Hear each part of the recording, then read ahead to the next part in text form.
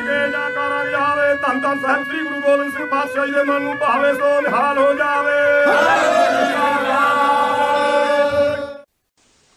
ਕੋਈ ਚੜ੍ਹਾਈ ਕਰ ਜੇ ਕਿਸੇ ਦਾ ਬਜ਼ੁਰਗ ਫੇਰ ਆ ਜਾਣਗੇ ਸਾਡੇ ਕੋਲ। ਹਾਂ ਵੀ ਕੀ ਗੱਲ ਹੈ? ਉਹ ਬਜ਼ੁਰਗ ਸਾਡਾ ਚੜ੍ਹਾਈ ਕਰ ਗਿਆ ਸੀਗਾ, ਫੇਰ ਹੁਣ ਸੁਪਨੇ 'ਚ ਹੀ ਦਿਖੀ ਜਾਂਦਾ। ਹੁਣ ਨਹੀਂ ਚੰਗਾ ਲੱਗਦਾ ਤੈਨੂੰ? ਕਈ ਕਹਿੰਦੇ ਮੈਨੂੰ ਸਾਹਮਣੇ ਖੜਾ ਦਿਖੀ ਜਾਂਦਾ। ਹਾਂ, ਤੁਹਾਡੇ ਕੋਲ ਤਾਂ ਇਹ ਗੱਲਾਂ ਨਹੀਂ ਆਉਂਦੀਆਂ, ਤੁਸੀਂ ਤਾਂ ਰਹਿੰਦੇ ਆਪਣੇ ਘਰਾਂ 'ਚ ਕੰਮਾਂ 'ਤੇ। ਇੱਥੇ ਅਮਰੀਕਾ 'ਚ ਮੁੰਡਾ ਰਹਿੰਦਾ, ਰਿਸ਼ਤੇਦਾਰ ਇੱਥੇ ਦਾ, ਮਰਿਆ ਇੰਡੀਆ। ਉਹ ਮੈਨੂੰ ਇੰਡੀਆ ਫੋਨ ਇੱਥੋਂ ਸਿੰਘ ਕਰਦੇ ਹੁੰਦੇ ਸੀ। ਉਹ ਤੰਗ ਬੜਾ ਕਰਦਾ ਮੇਰੇ ਮੁੰਡੇ ਨੂੰ ਆ ਕੇ, ਉਹ ਐਂ ਖੜ ਜਾਂਦਾ, ਕੀ ਕਰੀਏ? ਮੈਂ ਕਿਹਾ ਉਹ ਤੁਸੀਂ ਅਖੰਡ ਪਾਠ ਕਰਾਇਆ ਉਹਦਾ? ਕਹਿੰਦੇ ਨਹੀਂ। ਕਈ ਕਹਿਣਗੇ ਪਾਠ ਵੀ ਕਰਾਇਆ ਸੀ। ਪਾਠ ਕਾਹਦਾ ਕਰਾਇਆ ਸੀ? ਪਾਠੀਆਂ ਨੇ ਤਾਂ ਕੇਸੀ ਇਸ਼ਨਾਨ ਹੀ ਨਹੀਂ ਕੀਤਾ, ਨਾ ਪਾਠੀ ਤੁਹਾਡੇ ਨਹਾਤੇ, ਨਾ ਪਾਠ ਚੱਜ ਨਾ ਕੀਤਾ, ਨਾ ਉਹ ਸੌਂ ਗਏ ਤਾਂ ਫਿਰ ਨਾ ਉਹ ਜਪਜੀ ਸਾਹਿਬ ਨਾਲ ਰੱਖਿਆ, ਨਾ ਉਹ ਜਿਹੜੇ ਕਹਿੰਦੇ ਕੁੰਭ ਨਾਲੀਏ ਦੀ ਲੋੜ ਨਹੀਂ, ਇਹਦੀ ਜੋਤ ਦੀ ਲੋੜ ਨਹੀਂ। ਹੁਣ ਕਹਿੰਦੇ ਫੇਰ ਹੁਣ ਮੈਂ ਕੋਈ ਨਹੀਂ, ਤੈਨੂੰ ਤੰਗ ਕਰਦਾ ਨਾ, ਚੰਗਾ ਹੀ ਕਰਦਾ ਤੈਨੂੰ, ਇਹ ਵਧੀਆ ਹੋ ਗਿਆ, ਤੈਨੂੰ ਤੰਗ ਕਰੇ ਹੋਰ ਕਰੇ, ਤੈਨੂੰ ਅਕਲ ਆ ਜੇ। ਕਹਿੰਦਾ ਨਹੀਂ ਜੀ ਹੁਣ ਅਸੀਂ ਤਿਆਰ ਹਾਂ ਸਭ ਕੁਝ ਰੱਖਣ ਨੂੰ। ਤੇ ਹੁਣ ਕਿਉਂ ਤਿਆਰ ਹੋ? ਜਦ ਇਹ ਮਰਿਆਦਾ 10ਵੇਂ ਪਾਤਸ਼ਾਹ ਨੇ ਚਲਾਈ ਹੈ, ਮੈਂ ਕੋਈ ਘਰੋਂ ਲਿਆਂਦੀ ਜਾਂ ਕਿਸੇ ਹੋਰ ਨੇ? ਇਹ ਸ੍ਰੀ ਦਮਦਮਾ ਸਾਹਿਬ ਮਰਿਆਦਾ ਮਹਾਰਾਜ ਨੇ ਚਲਾਈ ਸੀ। ਉਹ ਜਿਹੜੇ ਸਾਡੇ ਵਿਰੋਧੀ ਨੇ, ਜਿਹੜੇ ਉਲਟ ਬੰਦੇ ਨੇ, ਤੁਹਾਨੂੰ ਤਾਂ ਪਤਾ ਨਹੀਂ ਇਹ ਵੀ ਚੱਕਰ ਵਿਚਲਾ ਕੀ ਚੱਲਦਾ। ਤੁਸੀਂ ਤਾਂ ਐਵੇਂ ਹਰੇਕ ਦੇ ਮਗਰ ਲੱਗ ਤੁਰਦੇ। ਵਿਚਲਾ ਚੱਕਰ ਤਾਂ ਵੀ ਇਹ ਕਾਮਯਾਬ ਨਾ ਹੋਣੇ। ਵਿਚਲੀਆਂ ਗੱਲਾਂ ਤਾਂ ਹੋਰ ਨੇ। ਤੁਹਾਡਾ ਪੰਜਾਬੀ 'ਚ ਮੈਂ ਕਹਿ ਦਿਆਂ ਬੇੜਾ ਬਿਠਾਉਣ ਲਈ ਉਹ ਸਾਰਾ ਕੁਝ ਚੱਲ ਰਿਹਾ ਚੱਕਰ, ਤੇ ਤੁਹਾਨੂੰ ਸਮਝ ਨਹੀਂ ਲੱਗਦੀ ਸਾਡੇ ਨਾਲ ਕੀ ਧੋਖਾ ਹੋ ਰਿਹਾ। ਕਿਉਂ? ਅਗਲਾ ਕਹਿੰਦਾ ਵੀ ਇਹਨਾਂ ਨੂੰ ਇੱਕ ਵਾਰ ਮਰਿਆਦਾ ਤੋਂ ਪਰੇ ਕਰ ਦਿਓ, ਮਰਿਆਦਾ ਸ਼ੁਭ ਮੰਤਰ ਕਰ ਦਿਓ, ਹੋਰ ਹੀ ਮਰਿਆਦਾ ਚਲਾ ਦਿਓ, ਇੱਧਰ ਚਲਾ ਦਿਓ, ਇੱਥੇ ਤੁਰੇ ਫਿਰਨੇ, ਇਹਨਾਂ ਦੇ ਪੱਲੇ ਕੱਖ ਨਾ ਪਵੇ ਇਹਨਾਂ ਦੇ। ਇਸ ਕਰਕੇ ਇਹ ਜਿਹੜੀਆਂ ਗੱਲਾਂ ਅੱਜ ਕਹਿੰਦੇ ਆ, ਇਹ ਗੱਲਾਂ ਤੁਹਾਨੂੰ ਫੇਰ ਯਾਦ ਆਉਣਗੀਆਂ। ਨਾਲ ਵੀ ਮੈਂ ਕੀ ਲੈਣਾ ਕਿਸੇ ਤੋਂ? ਮੈਂ ਤਾਂ ਫਿਰ ਮੈਨੂੰ ਫੇਰ ਤਰਸ ਆ ਵੀ ਦੱਸ ਦਈਏ ਇਹਨਾਂ ਨੂੰ, ਦੱਸ ਦਿਓ ਇੱਕ ਵਾਰੀ ਵੀ ਸਹੀ ਮਰਿਆਦਾ ਕੀ ਹੈ, ਉਹਦੇ 'ਚ ਚੱਲੋ, ਗਲਤ ਪਾਸਾ ਨਾ ਕਰੋ। ਭਾਈ ਸਾਹਿਬ ਭਾਈ ਰਣਧੀਰ ਸਿੰਘ ਦੀ ਇੱਕ ਸਾਖੀ ਆਪਣੇ ਕੋਲ, ਇੱਕ ਬਾਬਾ ਚੇਤ ਸਿੰਘ ਜੀ ਦੀ। ਭਾਈ ਰਣਧੀਰ ਸਿੰਘ ਜਦ ਬੁਰਹਾਨਪੁਰ ਠਹਿਰੇ, ਖੰਡਰ ਜੇ 'ਚ ਰਾਤ ਕੱਟੀ, ਹਜੂਰ ਸਾਹਿਬ ਜਾਂਦੇ ਆ। ਭਾਈ ਸਾਹਿਬ ਦੀ ਪੁਸਤਕ 'ਚ ਵੀ ਲਿਖਿਆ, ਉਹ ਕਹਿੰਦੇ 12 ਵਜੇ ਰਾਤ ਨੂੰ ਪ੍ਰੇਤ ਆ ਕੇ ਖੜ ਗਏ। ਕਹਿੰਦੇ ਬਈ ਤੁਸੀਂ ਮਹਾਂਪੁਰਸ਼ ਹੋ, ਚੰਗੇ ਹੋ, ਆ ਗਏ, ਮੇਰਾ ਭਲਾ ਹੋ ਜਾਊਗਾ। ਉਹ ਕਹਿੰਦੇ ਤੂੰ ਕੌਣ ਹੈ? ਕਹਿੰਦੇ ਆਹ ਹਵੇਲੀ ਜੀ ਤੂੰ ਖੰਡਰ 'ਚ ਠਹਿਰੇ ਹੋਏ, ਮੈਂ ਇਹਦਾ ਮਾਲਕ ਸੀ, ਮੇਰੀ ਸੁਰਤੀ ਰਹਿ ਗਈ, ਮੇਰਾ ਪਾਠ ਹੀ ਕਰ ਦਿਓ। ਕਹਿੰਦੇ ਪਾਠ ਕਰ ਦਿੰਦੇ ਆ। ਭਾਈ ਸਿੰਘ ਸਾਰੇ ਤਿਆਰ ਕੀਤੇ, ਪਾਠ ਕਹਿੰਦੇ ਨਿਸ਼ਾਨੀ, ਕਹਿੰਦੇ ਆਹ ਸਾਹਮਣੇ ਕੌਲੀ 'ਚ ਕੜਾ ਪ੍ਰਸ਼ਾਦ ਜਦ ਰੱਖੋਗੇ, ਉਹ ਜੇ ਤਾਂ ਨਾ ਹੋਇਆ ਉੱਥੇ ਸਮਝ ਲਓ ਮੈਂ ਛੱਕ ਕੇ ਚਲਿਆ ਗਿਆ। ਚਲੋ ਉਹ ਪ੍ਰਸ਼ਾਦ ਪਿਆਈ ਰਿਹਾ, ਭੋਗ ਵੀ ਪੈ ਗਿਆ। ਉਹ ਰਾਤ ਨੂੰ ਫੇਰ ਆ ਗਿਆ। ਕਹਿੰਦੇ ਤੂੰ ਗਿਆ ਨਹੀਂ? ਕਹਿੰਦੇ ਤੁਹਾਡੇ ਇੱਕ ਪਾਠੀ ਨੇ ਗਲਤੀ ਕੀਤੀ। ਕੀ? ਕਹਿੰਦੇ ਉਹ ਇਸ਼ਨਾਨ ਕਰਨ ਤੋਂ ਬਾਅਦ ਫਿਰ ਬਾਥਰੂਮ ਚਲਾ ਗਿਆ, ਕੁਛ ਛਿੱਟੇ ਪੈ ਗਏ ਉਹਦੇ ਕੱਪੜਿਆਂ 'ਤੇ, ਉਹਦੇ ਕਰਕੇ ਪਾਠ ਖੰਡਨ ਹੋ ਗਿਆ।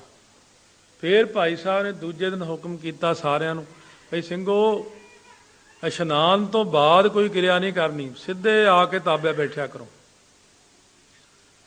ਇਸੇ ਤਰ੍ਹਾਂ ਬਾਬਾ ਚੇਤ ਸਿੰਘ ਜੀ ਬੁੱਢਾ ਦਲ ਦੇ ਜਥੇਦਾਰ ਸਾਹਿਬ, ਪਿੱਛੇ ਜੇ ਇੰਗਲੈਂਡ ਮੈਂ ਬਾਬਾ ਜੀ ਦੀ ਫੋਟੋ ਉਹਨਾਂ ਦੀ ਦੇਖੀ ਸੀ, ਇੰਨਾ ਲੰਬਾ ਕੱਦ ਸੀ ਉਹਨਾਂ ਦਾ, 6.5 ਫੁੱਟ ਤੋਂ ਵੀ ਉੱਤੇ। ਹੁਣ ਬਾਬਾ ਹਰਨਾਮ ਸਿੰਘ ਜੀ ਲੰਗਰ ਸਾਹਿਬ ਵਾਲਿਆਂ ਨਾਲ ਫੋਟੋ ਮਿਲੀ ਸੀ ਮੈਨੂੰ ਉਹਨਾਂ ਦੀ।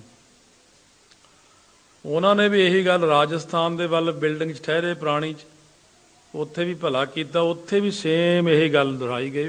ਗਲਤੀ ਹੁੰਦੀ ਪਾਠ ਵਿੱਚ, ਜਦੋਂ ਸਾਤੋਂ ਗਲਤੀ ਹੁੰਦੀ ਫਿਰ ਉਹ ਨਹੀਂ ਹੁੰਦਾ। ਇਹ ਅਸੀਂ ਵੀ ਜਿੱਥੇ ਪਾਠ ਸਿੰਘਾਂ ਤੋਂ ਕਰਵਾਉਂਦੇ ਹਾਂ, ਸਾਡੇ ਕਈ ਸਿੰਘ ਟਕਸਾਲ ਦੇ ਹੈ ਮਹਾਂਪੁਰਖ, ਪਹਿਲਾਂ ਪੱਕਾ ਕਹੀਦਾ ਬਾਬਾ ਜੀ ਪੈਸੇ ਭਾਵੇਂ ਉਹਨਾਂ ਨੂੰ ਜ਼ਿਆਦਾ ਦੇ ਦਿਓ, ਪੂਰੀ ਮਰਿਆਦਾ ਨਾਲ ਕਰਾਇਓ, ਬਿਲਕੁਲ ਢਿੱਲ ਨਾ ਪੈਣ ਦਿਓ। ਜੇ ਢਿੱਲ ਪੈ ਗਈ ਕੰਮ ਨਹੀਂ ਬਣਨਾ ਅਗਲੇ ਦਾ, ਇੰਨਾ ਖਰਚੇ ਕਰੇ ਦਾ ਫਾਇਦਾ ਕੀ।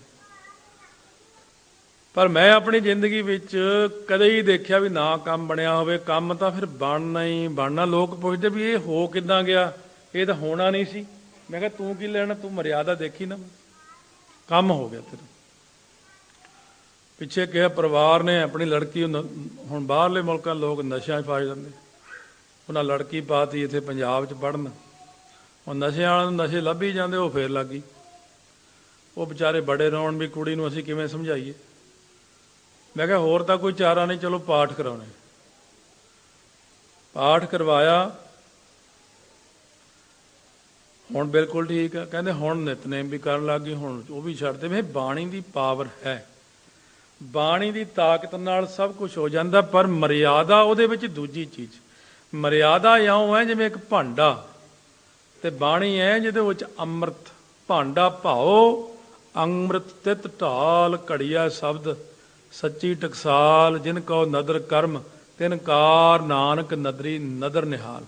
ਇਸ ਕਰਕੇ ਮਹਾਰਾਜ ਕਹਿੰਦੇ ਜਿਸ ਕਾ ਸਾ ਤਿਨ ਲੀਆ ਮਿਲਾਏ, ਜਿਹਦਾ ਸੀ ਉਹਨੇ ਹੁਣ ਆਪਣੇ ਨਾਲ ਮਿਲਾ ਲਿਆ। ਆਪਾਂ ਹੈ ਸਾਰੇ ਉਹਦੇ ਹੀ ਹੈ, ਪਰ ਆਪਾਂ ਹਲੇ ਉਹਨੂੰ ਮਿਲਣ ਨੂੰ ਤਿਆਰ ਨਹੀਂ, ਕਿਉਂਕਿ ਆਪਣੇ ਕੰਨਾਂ 'ਚ ਜਿਹੜੀਆਂ ਫੂਕਾਂ ਮਾਰੀਆਂ ਕਰਦੇ ਨੇ ਉਹ ਕਿੱਧਰ ਜਾਣੀਆਂ। ਤੂੰ ਕਮਾਈ, ਤੂੰ ਇੰਨੇ ਭੇਜੀ, ਤੂੰ ਆਹ ਕਰੀ, ਤੂੰ ਆਹ ਕਰੀ। ਹਲ ਤਾਂ ਉਹੀ ਸਿੱਖਿਆ ਨਹੀਂ ਮੁੱਕਦੀ। ਮਹਾਰਾਜ ਦੀ ਸਿੱਖਿਆ ਤਾਂ ਆਪਾਂ ਹਲੇ ਕਮਾਈ ਨਹੀਂ। ਜਦੋਂ ਉਹਨੇ ਆਪਣੇ ਨੂੰ ਮਿਲਾਇਆ, ਨਾਨਕ ਭਗਤੀ ਨਾਮ ਸਮਾਏ, ਭਗਤੀ ਕਰਕੇ ਉਹ ਨਾਮ ਦੇ ਵਿੱਚ ਹੀ ਲੀਨ ਹੋ ਗਿਆ। ਅੰਦਰਲੀ ਆਤਮਾ ਪ੍ਰਕਾਸ਼ ਸਰੂਪ, ਵਿਆਪਕ ਸਰੂਪ ਦੇ ਵਿੱਚ ਲੀਨ ਹੋ ਗਈ। ਬਸ ਇਹੀ ਜੰਮਣਾ ਮਰਨਾ ਕੱਟਿਆ ਗਿਆ। ਨਾਨਕ ਲੀਨ ਭਇਓ ਗੋਬਿੰਦ ਸਿਉ, ਜਿਉ ਪਾਣੀ ਸੰਗ ਪਾਣੀ ਦੀ ਸਥਿਤੀ ਵਿੱਚ ਚਲਿਆ ਗਿਆ ਹੈ। ਚਾਹੇ ਤਾਂ ਉਧਰ ਮਿਹਨਤ ਕਰ ਲਓ, ਚਾਹੇ ਇੱਧਰ ਕਰ ਲਓ। ਉਧਰ ਥੋੜ੍ਹੀ ਜਿਹੀ ਮੈਂ ਸਲਾਹ ਇਹ ਦਊਂਗਾ ਵੀ ਉਧਰ ਥੋੜ੍ਹੀ ਜਿਹੀ ਘੱਟ ਕਰ ਲਓ ਮਿਹਨਤ। ਰੋਟੀ ਖਾਣ ਜੋਗਾ ਕੰਮ ਕਰੋ, ਕੱਪੜਿਆਂ ਜੋਗਾ ਕਰੋ। ਹੁਣ ਕਈਆਂ ਤਾਂ ਇਹ ਹੁੰਦਾ ਵੀ ਭੇਜੀ ਜਾ ਬਈ, ਉਹਦੇ ਪੰਜਾਬ 'ਚ ਫੌਜਾਂ ਬੈਠੀਆਂ, ਆਪਣੇ ਭੇਜੀ ਜਾ ਬਈ। ਚਾਹੇ ਔਖੇ ਭੇਜ ਸੌਖੇ, ਉਹ ਆਪਣੀਆਂ ਕੰਨਾਂ 'ਚ ਮੁੰਦਰਾਂ ਜਿਹੀਆਂ ਪਾ ਕੇ ਸਕੂਟਰਾਂ 'ਤੇ ਘੁੰਮੀ ਜਾਂਦੇ, ਠੇਕਿਆਂ 'ਤੇ ਨਸ਼ੇ ਖਾਈ ਜਾਂਦੇ ਜਾ ਜਾ ਕੇ। ਉਹ ਪੈਸੇ ਅਸੀਂ ਕਹਾਂ ਚੱਕ ਵੀ ਹੋਰ 2 ਕਿੱਲੇ ਲੈ, 4 ਕਿੱਲੇ ਲੈ ਲਾ। ਉਹ ਇਹ ਕੀ ਕਰਨੇ ਤੁਸੀਂ? ਉਹ ਸਾਰੀ ਸਿੱਖੀ ਤਾਂ ਚਲੀ ਗਈ ਥੱਲੇ ਨੂੰ। ਇਸ ਕਰਕੇ ਉਹ ਜਿੰਨੀ ਕਥਾ ਦੀਆਂ ਸੀੜੀਆਂ ਹੁਣ ਪੰਜਾਬ 'ਚ ਗਈਆਂ, ਹੁਣ ਥੋੜ੍ਹੀ ਜਿਹੀ ਤਾਂ ਕਿਰਪਾ ਹੋਈ ਮਹਾਰਾਜ ਦੀ, ਹੁਣ ਬਦਲ ਗਿਆ ਕੰਮ। ਤੁਸੀਂ ਵੀ ਦਿਓ ਸਭ ਨੂੰ ਬਈ ਆਹ ਕਥਾ ਸੁਣੋ ਭਾਈ, ਗੁਰਬਾਣੀ ਦੀ ਕਥਾ ਹੈ। ਉਹ ਕਹਿੰਦੇ ਸੁਣਨ ਨੂੰ ਤਿਆਰ ਹੀ ਨਹੀਂ ਕੋਈ। ਉੱਥੇ ਮਾਹੌਲ ਹੀ ਇੱਦਾਂ ਦਾ, ਜਿਹਨੂੰ ਮਰਜ਼ੀ ਸੀੜੀ ਤੋਂ ਲੈ ਕੇ ਰੱਖ ਹੀ ਛੱਡਦਾ। ਉਹ ਫਿਰ ਹੁਣ ਇਹ ਸਕੀਮ ਬਣੇ ਵੀ ਇਹਨਾਂ ਨੂੰ ਸਾਰਾ ਸੈੱਟ ਨਾ ਦਿਓ, ਇੱਕ ਦਿਓ ਤੇ ਨਾਲ 3 MP3 ਪਲੇਅਰ ਜਾਂ ਦੇ ਕੇ ਨਾਲ ਉਹਨੂੰ ਫਿਰ ਪਹਿਲਾਂ ਸੁਣਨ ਲਾਉਣਾ। ਆ ਸੁਣ, ਕਹਿੰਦਾ ਗੱਲ ਬਈ ਸੋਹਣੀ ਆ ਕਥਾ ਤਾਂ ਸੁਣ, ਫਿਰ ਸੁਣਨ ਲੱਗ ਜਾਂਦਾ। ਜੇ ਦੇ ਕੇ ਆ ਜਾਓਗੇ ਫਿਰ ਉਹ ਰੱਖ ਦੇਣੀ, ਅਗਲੇ ਸਾਲ ਤੱਕ ਉੱਥੇ ਹੀ ਪਈ ਰਹਿਣੀ। ਉਹ ਨਹੀਂ ਸੁਣਦੇ, ਉਹ ਤਾਂ ਗਾਣੇ ਹੀ ਸੁਣਦੇ ਬਸ। ਤਾਂ TV ਦੇਖਦੇ, ਸੀਰੀਅਲ ਦੇਖਦੇ। ਉਹ ਸੀਰੀਅਲ ਵਾਲੇ ਵੀ ਐ ਬਿਜ਼ਨਸ ਕਰਦੇ ਪੂਰਾ, ਲੋਕ ਕਮਲੇ ਕੀਤੇ ਪਏ ਆ ਬਸ। ਇੱਥੇ ਵੀ ਬਥੇਰੇ ਨੂੰ ਕਹੋ ਨਾ TV ਦੇਖਿਆ ਕਰੋ, ਹਟ ਜਾਓ। ਸਿੰਘ ਜੀ ਕਮਾਉਣ ਚਲੇ ਜਾਂਦੇ ਤੇ ਮਗਰੋਂ ਫਿਰ ਟੱਬਰ ਸਾਹਿਬ ਜੀ ਸੀੜੀਆਂ ਦੇਖੀ ਜਾਂਦੇ ਫਿਲਮਾਂ ਦੀਆਂ। ਇਹ ਮਹਾਰਾਜ ਬੰਦ ਕਰ ਲਓ, ਇਹ ਨਰਕਾਂ ਦਾ ਦੁਆਰਾ ਹੋ ਗਿਆ ਤੁਹਾਡਾ। ਹੁਣ ਆਪਣਾ ਮਨ ਬੇਈਮਾਨ, ਪਾਠ ਤੋਂ ਬੇਈਮਾਨ ਹੀ ਹੋਇਆ ਰਹਿੰਦਾ। ਸੇਵਾ ਤੋਂ ਆਪਾਂ ਮੁਨਕਰ ਹੁੰਦੇ, ਪਿੱਛੇ ਨੂੰ ਭੱਜਦੇ ਹਰੇਕ ਸੇਵਾ ਕਰਨ ਤੋਂ। ਉਹ ਮੈਂ ਗੁਰਮਤਿ ਦੇ ਮਾਰਗ ਨੂੰ ਤਾਂ ਦੱਸਿਆ ਵੀ ਮਹਾਰਾਜ ਨੇ 36 ਯੁੱਗ ਤੱਕ ਉਹ ਤਾੜੀ ਲਾਈ, ਸਮਾਧੀ ਲਾਈ। ਮਹਾਰਾਜ ਦੂਜੇ ਪਾਤਸ਼ਾਹ ਦੀ ਯੁੱਗਾਂ ਤੋਂ ਕਮਾਈ ਹੈ, ਤੀਜੇ ਪਾਤਸ਼ਾਹ ਦੀ ਵੀ, ਚੌਥੇ ਵੀ। ਪਹਿਲਾਂ ਉਹਨਾਂ ਸਰੂਪਾਂ ਨੇ ਕਮਾਈ ਕੀਤੀ। ਭਗਵਾਨ ਪਰਮੇਸ਼ਰ ਸਰੂਪ ਹੋ ਗਏ ਉਹ, ਭਾਵੇਂ ਦ્વੈਤ ਏਕ ਰੂਪ ਹਵੈ ਗਇਓ। ਇਹ 10 ਸਰੂਪਾਂ ਵਿੱਚ ਹੀ ਅਵਸਥਾ ਬਣੀ ਇਹ ਦ્વੈਤ ਏਕ ਰੂਪ ਹਵੈ ਗਇਓ।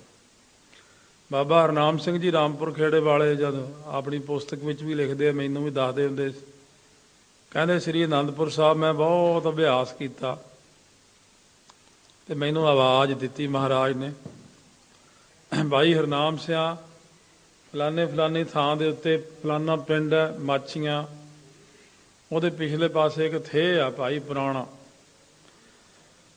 ਕਹਿੰਦੇ ਉੱਥੇ ਅਸੀਂ ਚੌਥੇ ਸਰੂਪ ਵਿੱਚ ਬਹੁਤ ਤਪ ਕੀਤਾ ਪਿਛਲੇ ਜਨਮਾਂ 'ਚ।